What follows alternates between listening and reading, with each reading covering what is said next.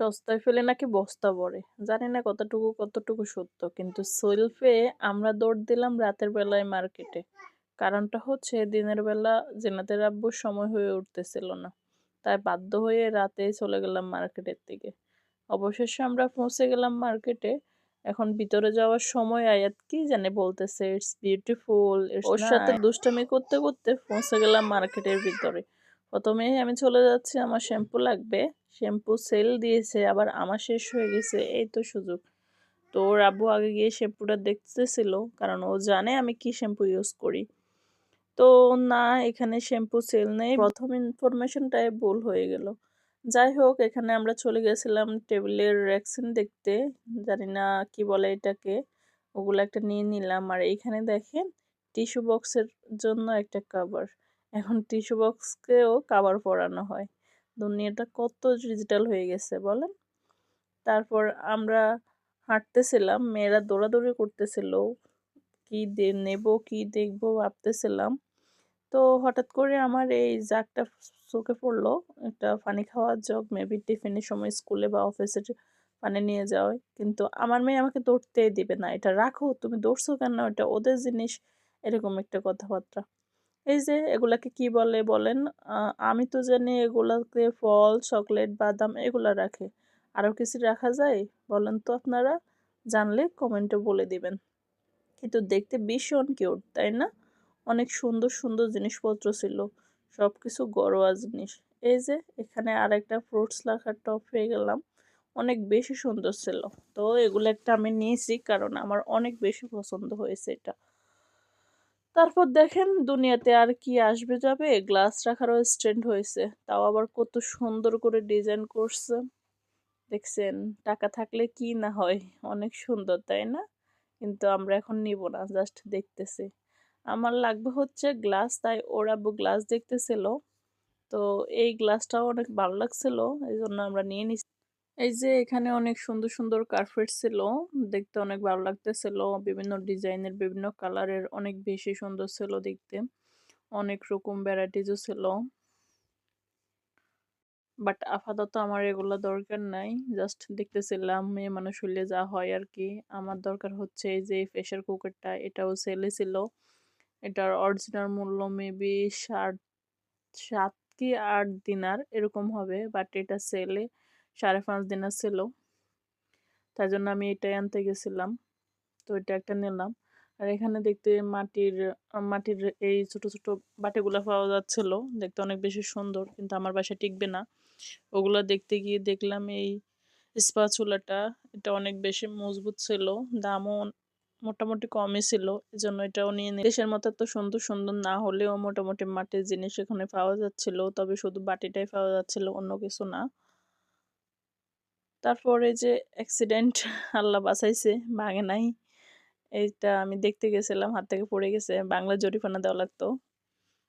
আমি গরিব মানুষ, আমার কাছে টাকা নাই। তাই জন্য ভাঙেও নাই।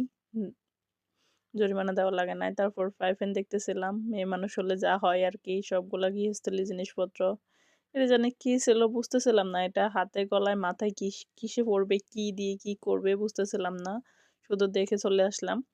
এখানে হচ্ছে অনেক রকমের ফ্লাক্স ছিল। তারপর এই ফ্রাই প্যানটার দিকে আমার চোখ আটকে গেল। এত সুন্দর ছিল এটা, অনেক ভারী মজবুতও ছিল। অনেক বেশি সুন্দর ছিল। বাট দামটা একটু বেশি মনে হইছে, এজন্য আর নেওয়া হলো না। কিন্তু আসলে অনেক সুন্দর ছিল, এটা আমার পছন্দও হয়েছিল। অন্য মার্কেটে হয়তো আরো কমে পাবো, এজন্য নিলাম না। এখানে এই যে একটা সুপের বাটি, সাথে স্ট্যান্ড সহ অনেক সুন্দর ঘরোয়া জিনিসপত্র ছিল। মেয়ে মানুষ হইলে তো কথাই নাই, এগুলা দেখলে চোখ আটকায় যায়। এদিকে আমি আবার দেখছিলাম যে শ্যাম্পু গুলা পাই কিনা, অথবা আমার মুখের জন্য একটা ভালো ক্রিম, যেহেতু আমার সেনসিটিভ স্কিন, আমি কিছু ইউজ করতে পারি না, এজন্য খুঁজতেছিলাম। এখানে দেখলাম একটা ফর্সা হওয়ার ক্রিম, দেখে হাসি পাইলো। এখনো মানুষ এগুলা ইউজ করে। তারপর এগুলা কি জানি ছিল, ফিল্টার টাইপের, মেবি গাছে পানি দেওয়ার জিনিসপত্র হয়তোবা। তা আমি ইচ্ছে করে এক জায়গা থেকে অন্য জায়গায় রাখছিলাম। আর আমার মেয়ে, "তুমি জানো না এটা এই জায়গায় থাকবে, তুমি বুঝো না এটা এখানে থাকবে।" আমি ওরে খেপাইতেছিলাম। এজন্য অন্য জায়গায় এনে রাখছিলাম। এই যে এখানে একটা ব্যাগ ছিল, এলোমেলোভাবে কাপড়-চোপড় রাখা আছে। ব্যাগে সুন্দর করে গোছায় রাখলে দেখলে ভালোই লাগবে। ব্যাগটা কিউট ছিল। তারপর আমার লাগবে হচ্ছে আমার মেয়ের জন্য কিছু ফিডারের নিপ্পল। আমি ওগুলাই দেখতেছিলাম। সাইজ পাইতে একটু কষ্টই হইতেছিল। এখানে সবগুলা ছোট সাইজ। ওরা যেহেতু বড় হয়ে গেছে ওদের বড় সাইজটাই লাগে। এই যে এখানে ছোট্ট একটা নীল কাটার অনেক সুন্দর, তাই না? অনেক বেশি সুন্দর, এটা কিউট ছিল। তারপরে জুতাটা দেখতেছিলাম, জুতাগুলো এত ভালো না, পায়ে দিয়ে আরাম পাওয়া যাবে না। তারপর অনেক রকমের জুতা ছিল এখানে। আমি জুতা দেখতেছিলাম, আমার মেয়ে বিরক্ত হয়ে দৌড় দিছে। বিরক্ত হয়ে যাচ্ছিলাম, এগুলা দেখতেছিলাম। আর এদিকে বাচ্চাদের কসমেটিক আইটেম, এগুলা দেখলে তো আমার কিছু না কিছু নিতেই হবে। আমার এগুলা দেখলে না নিলে ভালো লাগে না, আমি ঘুমাইতে পারি না। যতবার আমি বাচ্চাদের কসমেটিকের দিকে যাই, অতবার আমার একটা না একটা কিছু কেনাই লাগে। এখনো মেয়েরা কান্নাকাটি করতে পারে না, বায়না ধরতে পারে না, তাই জন্য আমিই নিই। পরে ওরা বায়না ধরবে, তখন জানি না দিতে ইচ্ছে করবে কিনা বা দিব কিনা বা দেওয়ার সামর্থ্য থাকবে কিনা, আল্লাহই ভালো জানে। তো আমি এখান থেকে ওদের জন্য কিছু মাথার ব্র্যান্ড নিলাম। তারপর ওখান থেকে আসে দেখি রামাদান উপলক্ষে অনেক সুন্দর সুন্দর জিনিসগুলো উঠছে ঘর সাজানোর জন্য। আমি আর কিছু নিলাম না, কারণ আমার মেয়ের অনেক কান্নাকাটি করতেছিল। ওরা ডিস্টার্ব করতেছিল প্রচুর, খেলনা নিয়ে এটা নিবে না সেটা নিবে এই করতেছিল। তাই আমি ভাবতেছি যত তাড়াতাড়ি যাওয়া যায়, কিন্তু এগুলা দেখলে কি আর মাথা ঠিক থাকে? অনেক সুন্দর সুন্দর জিনিস বের হয়েছে রমাদান উপলক্ষে ঘর সাজানোর জন্য। তারপরে এই জিনিসটা আমার অনেক বেশি ভালো লেগে যায়। তারপর ভাবতেছি এটা নিয়ে নিব।